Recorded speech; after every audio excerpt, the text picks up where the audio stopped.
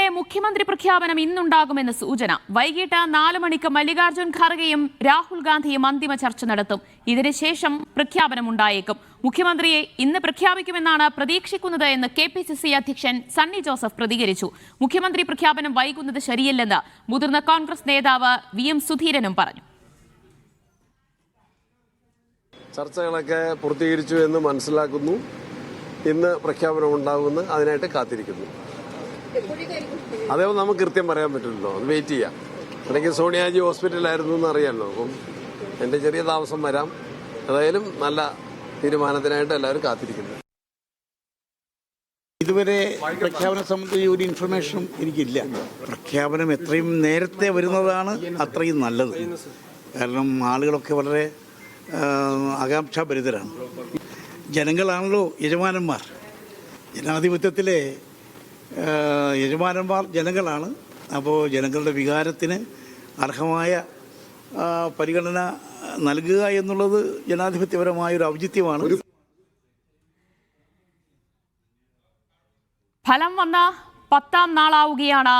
ഇതുവരെയും മുഖ്യമന്ത്രിയെ പ്രഖ്യാപിച്ചിട്ടില്ല എന്നതിൽ കോൺഗ്രസ് വലിയ പ്രതിസന്ധിയിലേക്ക്, പരിഹാസത്തിലേക്ക്, വിമർശനങ്ങളിലേക്ക് പോവുകയാണ്. എന്തായാലും ഇന്ന് വൈകുന്നേരത്തിനുള്ളിൽ ഒരുപക്ഷേ പ്രഖ്യാപനം ഉണ്ടായേക്കുമെന്നുള്ള സൂചനകൾ ഡൽഹിയിൽ നിന്ന് വരികയാണ്. ധനസുമോദ് വിവരങ്ങൾ നൽകാനായി ചേരുകയാണ്. ധനസുമോദ്, ഇനി ഒരവസാനവട്ട ചർച്ചയാണ് അവശേഷിക്കുന്നത്. വൈകിട്ട് ഖാർഗെയും രാഹുൽ ഗാന്ധിയും തമ്മിൽ. അതിനുശേഷം ഡൽഹിയിൽ വെച്ച് തന്നെ ഒരു പ്രഖ്യാപനം ഉണ്ടാകില്ലേ ഇന്ന്? ഇനി രാഹുൽ ഗാന്ധിയും ഖാർഗെയും തമ്മിൽ സംസാരിച്ചതിന് ശേഷം ഇത് പ്രഖ്യാപിക്കുക എന്ന് അല്ലാതെ മറ്റൊരു കൂടിക്കാഴ്ചയും ഇനി അവശേഷിക്കുന്നില്ല. ദീപാദാസ് മുൻഷി കേരളത്തിലേക്ക് എത്തി ലീഗ് നേതാക്കന്മാരെ കാണാനുള്ള ഒരു ശ്രമം ആദ്യം നടത്തിയിരുന്നു. പക്ഷേ പിന്നീട് AICC തന്നെ തീരുമാനമായിരുന്നു ആ തരത്തിലേക്കുള്ളൊരു ശ്രമം വേണ്ട. അങ്ങനെ ദീപാദാസ് മുൻഷി ടിക്കറ്റ് എടുത്തിരുന്നെങ്കിൽ പോലും അവർ ക്യാൻസൽ ചെയ്തിരിക്കുകയാണ്.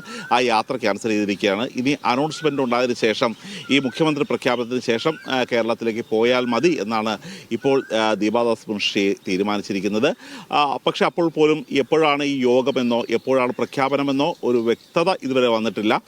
പക്ഷേ എങ്കിൽ പോലും ഇന്ന് തന്നെ ഉണ്ടാകും എന്നുള്ള ഒരു ധാരണയിലാണ് ഹൈക്കമാൻഡുമായി ബന്ധപ്പെട്ട വൃത്തങ്ങൾ സൂചിപ്പിക്കുന്നത്. കാരണം ഘടകകക്ഷികൾക്കിടയിൽ നിന്ന് തന്നെ വലിയ തരത്തിലുള്ള ഒരു ജനരോഷം ഇപ്പോൾ ഉണ്ടാകുന്നുണ്ട്. മാത്രമല്ല, ഈ ജനരോഷം പ്രതിഫലിപ്പിക്കുന്ന ഒരു തീരുമാനമാകണം എന്നുള്ളൊരു കാര്യം ഇപ്പോൾ മുതിർന്ന VM സുധീരൻ അടക്കമുള്ള നേതാക്കന്മാർ പറഞ്ഞിട്ടുണ്ട്. ഈ നേതാക്കന്മാർ പറഞ്ഞിരിക്കുന്ന കാര്യങ്ങളെല്ലാം കൂടി പരിഗണിച്ചതിന് ശേഷം മാത്രമായിരിക്കും ഒരു അന്തിമമായ തീരുമാനമുണ്ടാകുക. ഏകദേശം ഒരു 4 മണി അല്ലെങ്കിൽ 5 മണിക്ക് ഈ തരത്തിലുള്ള യോഗം ഉണ്ടാകും എന്നുള്ള ഒരു ധാരണയാണുള്ളത്.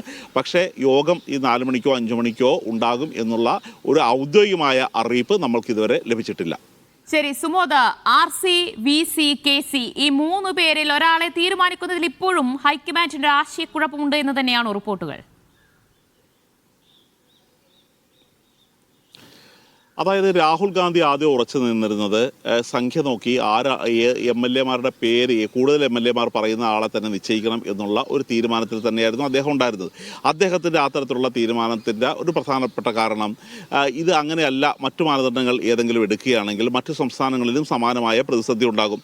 ഇപ്പോൾ ആൾക്കൂട്ടം തെരുവിലിറങ്ങി ബഹളം വെക്കുന്നു, അല്ലെങ്കിൽ സാമൂഹ്യ മാധ്യമങ്ങളിൽ വലിയ തരത്തിലുള്ള ഒരു പ്രതിഷേധം ഉണ്ടാകുന്നു എന്ന് ചൂണ്ടിക്കാട്ടി ഈ തരത്തിലുള്ള ഈ മാനദണ്ഡങ്ങളിൽ മാറ്റം വരുത്തിയാൽ ഇപ്പോൾ കർണാടക, തെലങ്കാന, ഹിമാചൽ പ്രദേശ് തുടങ്ങിയ സംസ്ഥാനങ്ങളിലെല്ലാം ഒരു രണ്ടാമത്തെ നേതാക്കന്മാർ നിൽക്കുകയാണ്. അവർ പലപ്പോഴും തെലങ്കാനയിലാണെങ്കിൽ അവിടുത്തെ KPCC പ്രസിഡന്റായിരുന്നു, അത് അവിടുത്തെ PCC അധ്യക്ഷനായിരുന്നു.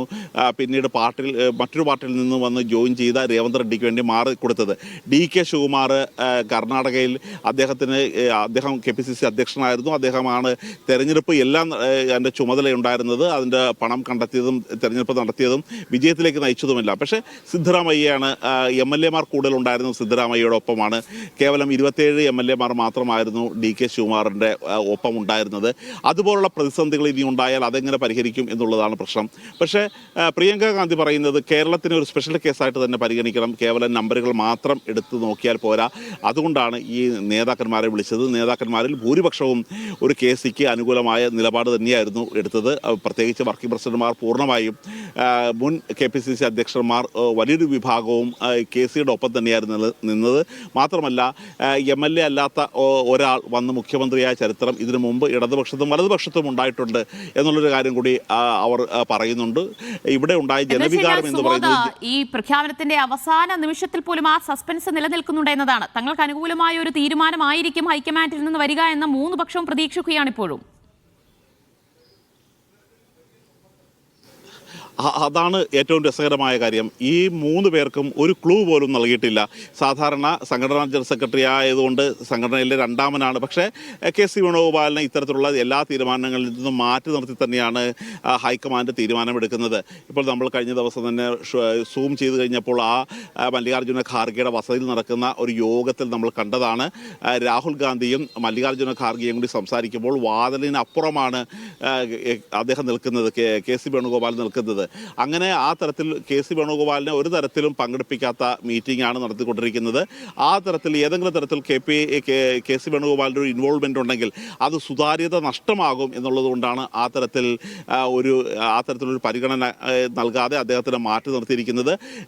രമേശ് ചെന്നിത്തലക്കായാലും VD സതീശനായാലും ഈ 3 പേർക്കും ഈ ആർക്ക് വേണേലും ആകാമെന്നുള്ളൊരു പ്രതീക്ഷയുണ്ട്. ശുഭാപ്തി വിശ്വാസവും അവിശ്വാസവും ഒരേപോലെയുള്ള നിമിഷങ്ങളിലൂടെയാണ് കടന്നുപോയിക്കൊണ്ടിരിക്കുന്നത്.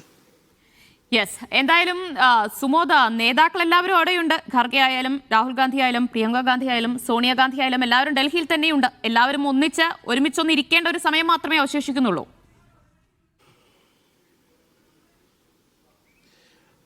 നിവേദിത, ഇവരെല്ലാവരും ഒരുമിച്ചിരിക്കണമെന്ന് പോലുമില്ല. കാര്യം മല്ലികാർജ്ജുന ഖാർഗെയും രാഹുൽ ഗാന്ധിയും ഒരുമിച്ചിരുന്നാൽ തീരാവുന്ന പ്രശ്നം മാത്രമേ ഉള്ളൂ. മാത്രമല്ല, നേരത്തെ അവർ ഈ തീരുമാനം വിട്ടിരിക്കുന്നത് സോണിയാഗാന്ധിക്കായിരുന്നു. സോണിയാഗാന്ധി ഇതിനകം തന്നെ AK ആന്റണിയോട് ഇക്കാര്യങ്ങൾ തിരക്കി എന്നുള്ളൊരു കാര്യമാണ് നമുക്ക് അറിയാൻ കഴിയുന്നത്. അങ്ങനെ AK ആന്റണിയുടെ ഒരു നിലപാട് കൂടി വളരെ നിർണായകമായിട്ടുള്ളതാണ്. അത് KC വേണുഗോപാലിനാണ് ലാൻഡ് ചെയ്യുന്നതെങ്കിൽ അദ്ദേഹത്തിൻ്റെ ഇതിന് ശേഷമുണ്ടാകുന്ന പ്രത്യാഘാതങ്ങൾ എന്തായിരിക്കും എന്നുള്ളൊരു കാര്യമാണ് ഇന്നലെ വന്ന നേതാക്കന്മാരോട് ചോദിച്ചിരുന്നത്. അതുകൊണ്ട് തന്നെയാണ് അവരിൽ ബഹുഭൂരിപക്ഷം പേരും ഇതൊരു കേവലം ജനവികാരം എന്ന് പറയാൻ കഴിയില്ല എന്നാണ് പറഞ്ഞിരുന്നത്. പക്ഷേ 2 പേർ വളരെ സത്യസന്ധമായിട്ട് തന്നെ അവരുടെ ഈ വിലയിരുത്തൽ അവതരിപ്പിക്കുകയും ചെയ്തു. അത് മുരളീധരനും VM സുധീറിനുമാണ്. അവർ പറഞ്ഞത് ജനങ്ങളാണ് യഥാർത്ഥ യജമാനന്മാർ. ആ തരത്തിൽ ജനങ്ങളുടെ ഒരു വികാരം പ്രതിഫലിച്ചില്ലെങ്കിൽ പ്രതിഫലിപ്പിക്കുക എന്നുള്ളത് ജനാധിപത്യപരമായി ചെയ്യേണ്ട അടിയന്തരമായ കാര്യങ്ങൾ തന്നെയാണ്. ആ പരിഗണന ജനങ്ങൾക്ക് കൊടുക്കണം എന്നുകൂടി പറഞ്ഞാണ് ഈ നേതാക്കന്മാർ മടങ്ങിയത്. അതോടുകൂടി ആശയക്കുഴപ്പം കൂടുകയാണ് ഹൈക്കമാൻഡിന് ചെയ്തിരിക്കുന്നത്. അവർ 2 പേരാണ് പറഞ്ഞെങ്കിൽ പോലും പ്രിയങ്ക ഗാന്ധി നേരത്തെ എടുത്ത രഹസ്യ റിപ്പോർട്ടിനോട് ചേർന്ന് നിൽക്കുന്ന സംഭാഷണം തന്നെയായിരുന്നു, ആശയം തന്നെയായിരുന്നു മുരളീധരനും VM സുധീറിനും പറഞ്ഞത്. ഇതോടുകൂടി തന്നെ ഒരു വട്ടം കൂടി ചർച്ച ചെയ്ത് ഏറ്റവും ഒടുവിൽ തീരുമാനത്തിലേക്ക് എത്താം. അത് അധികം വൈകാതെ ഇന്ന് തന്നെ തീരുമാനത്തിലെത്തണം എന്ന് തന്നെയാണ് ഹൈക്കമാൻഡ് ആഗ്രഹിക്കുന്നത്.